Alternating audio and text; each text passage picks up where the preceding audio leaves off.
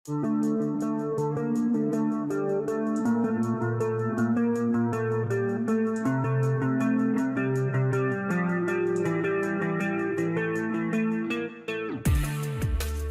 Iran awaits the speculated delivery of the Su-35 fighter jet from Russia, its latest military aircraft, the Yak-130 trainer, is now ostensibly armed with the popular Soviet-origin R-73 air-to-air missile, providing the aircraft with an attack option.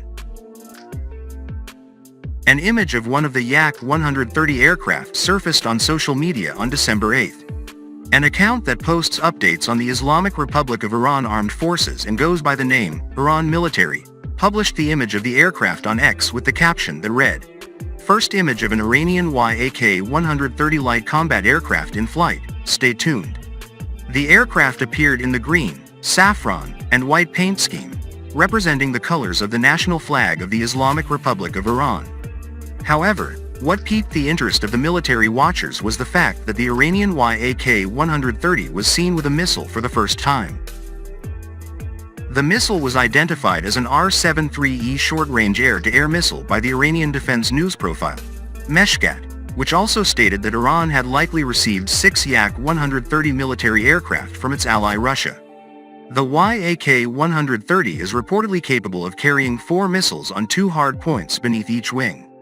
The development came more than a year after Tehran received the Yak-130 military trainer aircraft from Russia, which was believed to be barter for Iran's continued military support to Moscow in the ongoing Ukraine war.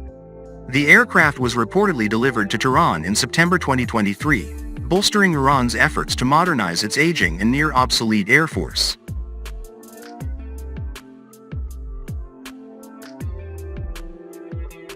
At the time, media reports and military watchers observed that the trainer aircraft would aid the Islamic Republic of Iran Air Force, IRIAF, in training its pilots on its frontline fighter aircraft like the Russian MiG-29, US-made F-4 Phantom II, and F-14 Tomcat, which currently make up its offensive air power. More importantly, though, the delivery of the aircraft was seen as a precursor to the arrival of Su-35 combat aircraft in Iran. It was earlier reported that Tehran would receive as many as 24 Su-35s originally produced by Russia for Egypt, a deal that Egypt later cancelled, reportedly due to pressure from the United States. While reporting the arrival of Yak-130 in Iran, the state's local media went so far as to say that the main objective of these aircraft was to train Iranian pilots in handling advanced fighter jets such as the Su-35.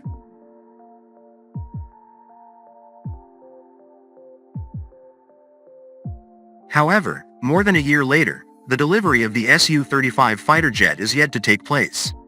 In late November, social media was abuzz with claims that 6 Su-35s were being assembled and would be delivered to the Hamadan airbase by Russian pilots. However, neither side officially acknowledged the story. The uncertainty does not augur well for the aging IRIAF.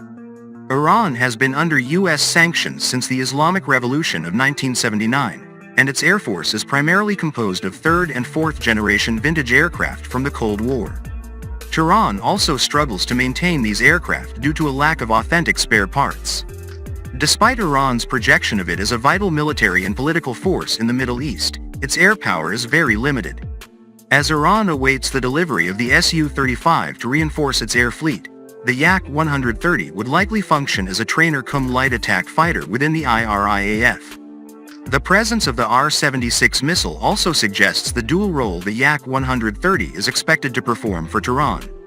Besides being a trainer for the advanced Russian aircraft, the Yak-130 has a secondary light attack capability that allows it to strike enemy ground formations and take on the role of a massive force multiplier. For instance, the military junta in Myanmar has used its Yak-130s for airstrikes, an example that the geriatric Iranian Air Force can emulate. With a digital cockpit and fly-by-wire controls, the Yak-130 mimics the flight characteristics of modern fighter jets.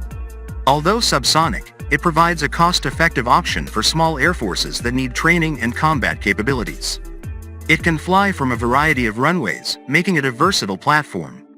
The Yak-130 can conduct air-to-air and air-to-ground combat and provide basic and advanced training for aspiring frontline pilots, a mix that makes the aircraft ideal for the IRIAF. The aircraft can also help train for close air support missions and carry several tons of ammunition, such as different weapons placed on the wings and fuselage.